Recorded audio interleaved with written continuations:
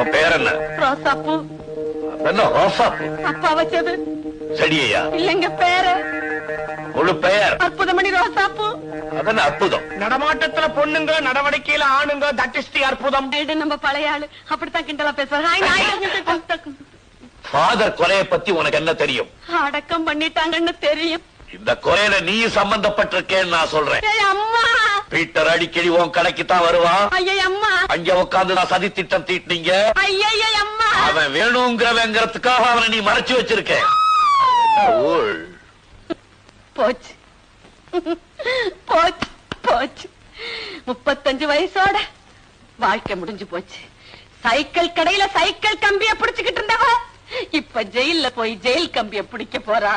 ஞானப்பிரகாச தேவ சகாயம். யாரது? எங்க அப்பா. சாந்தமணி அதிசய ராணி. அது யாரு? எங்க அம்மா. எம்மா. உன் பேர்